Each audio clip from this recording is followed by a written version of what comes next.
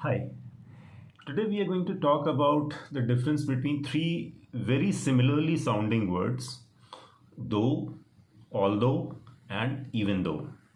Right? Uh, Till a few days back, even I was confused whether I should use though or although. So I'm going to solve your confusion here in this YouTube video about how to use though and although. You see, though and although both carry the same meanings.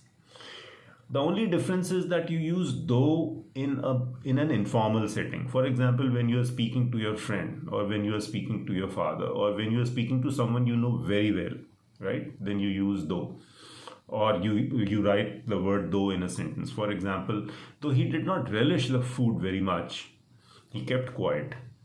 Okay, you can also write this sentence, even though he did not like the food or he did not relish the food, he kept quiet.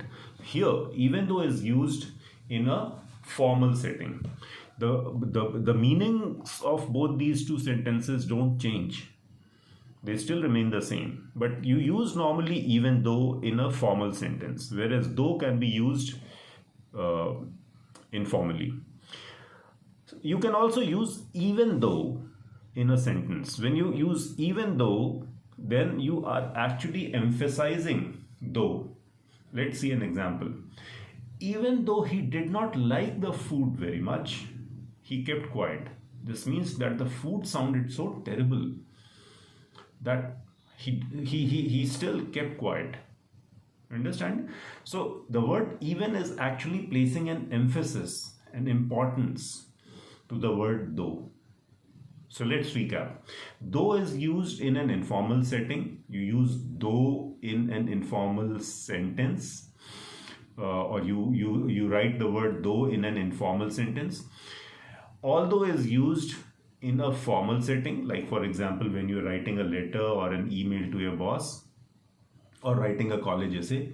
And the words even though, they place emphasis to the word though.